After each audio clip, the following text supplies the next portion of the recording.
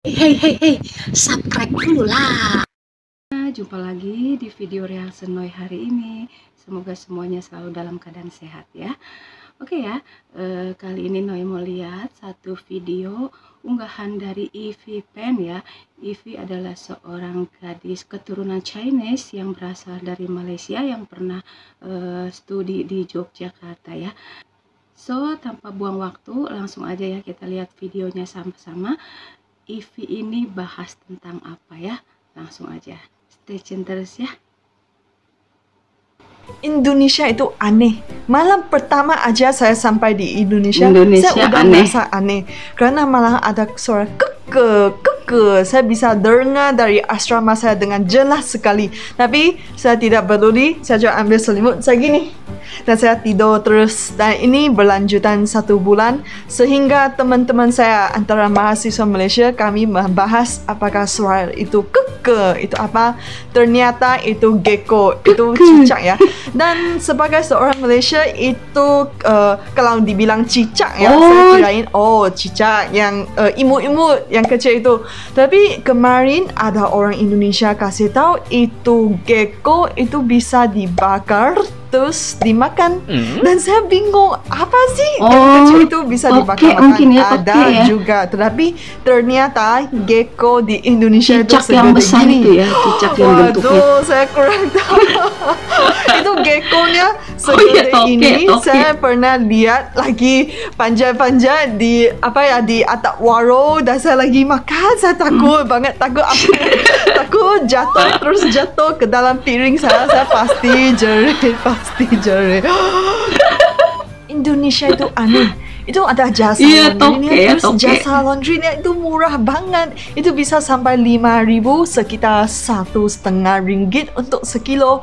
Bahkan kalau mak express itu cuma 12.000, itu murah meriah.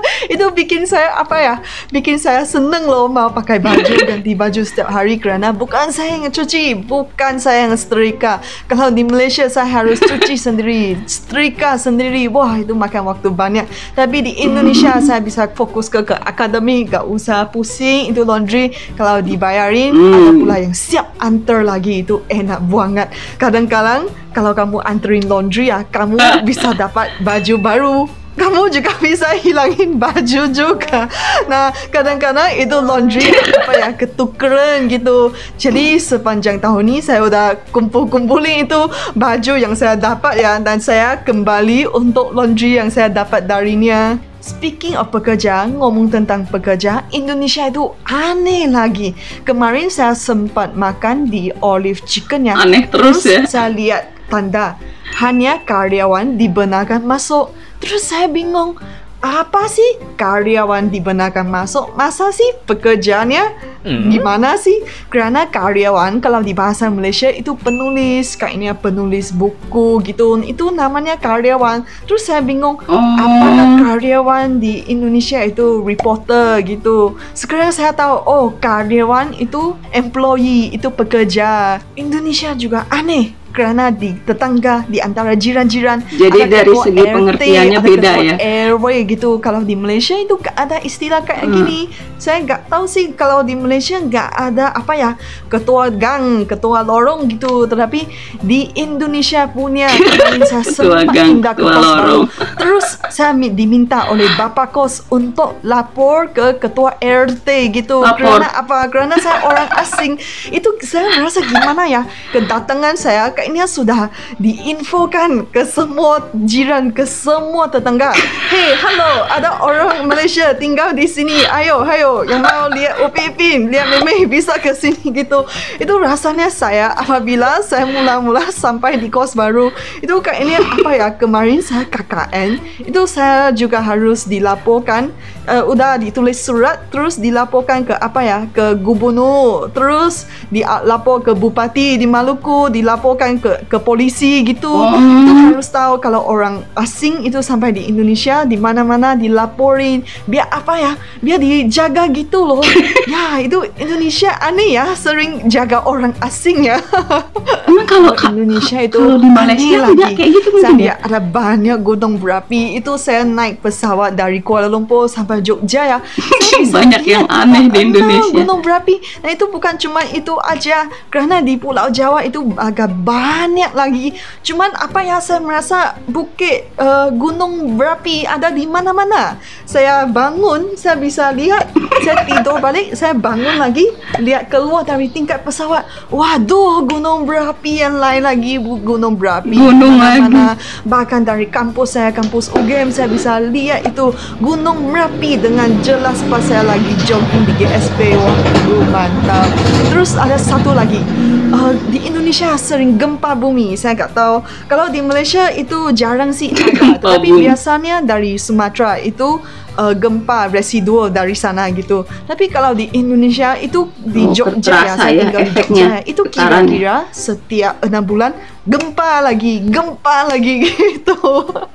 Mula-mula kami mahasiswa Malaysia kaget banget. Soalnya apa ya, gak pernah mengalami gempa segede dan sesering gini. Terus mula-mulanya semua pada update sosmed. Hayo, gempa di Indonesia, gempa di Jogja. Update Twitter, update Facebook, update Instagram. Biar semua orang Malaysia tahu. Netizen Indonesia yang paling Indonesia yang sudah lazim, sudah biasa dirasakan oleh orang Indonesia. Bahkan saya lihat kalau gempa di Indonesia tidak semestinya semua orang Indonesia itu gemes gitu. Kalau gempa yang kecil-kecilan, kalau untuk orang Malaysia itu gede ya, kalau untuk orang Indonesia itu kecil ya. Saya bisa lihat itu bangunan bisa gedar-gedar, semua malah santai aja. Wah, kalau orang Indonesia itu emang santai. Ya enggak juga ya, enggak mungkin lah yang namanya santai ya. Gempa bumi tetap aja ya takut gitu.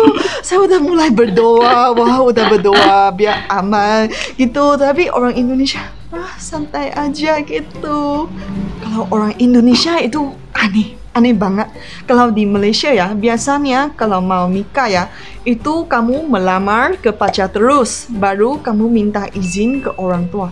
Tapi malah di Indonesia ya, kamu minta izin ke orang tua dulu, baru kamu melamar ke pacar itu.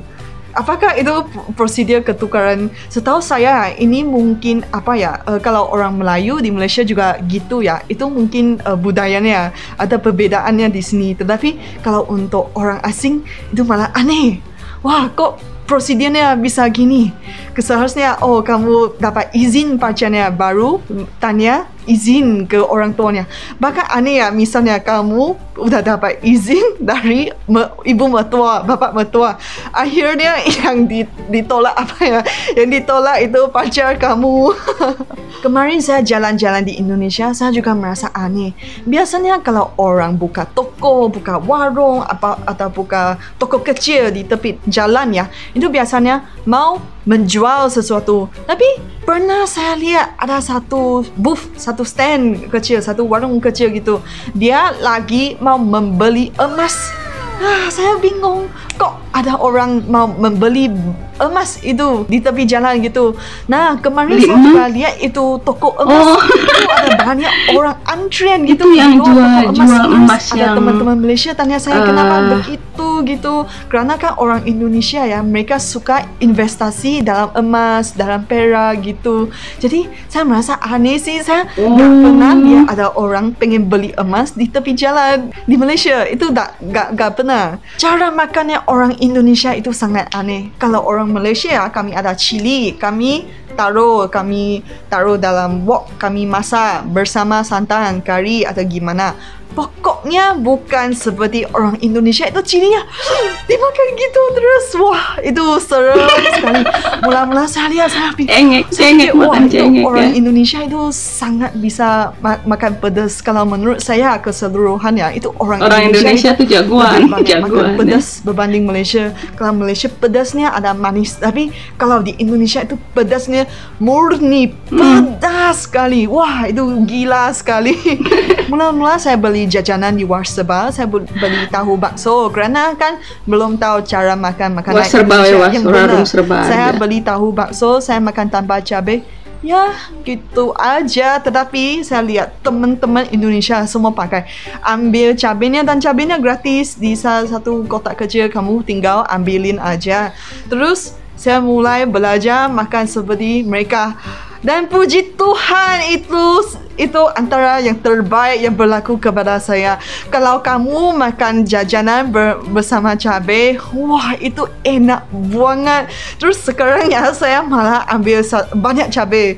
Satu tahu bakso saya pengen ambil 2. Tapi saya pengen ambil 3. Tapi apa ya, saya merasa malu sih. Ya udah saya beli lagi satu tahu bakso riso gitu, beli banyak gitu. Biar bisa ambil cabainya banyak. Terus cabainya, terus beli susu Ultramilknya. Kerana susu itu bisa meredakan kepedasannya. Makan cabai pedas, terlalu pedas, saya minum susu. Dan mula-mula saya makan cabai sedikit, setengah saya udah nangis.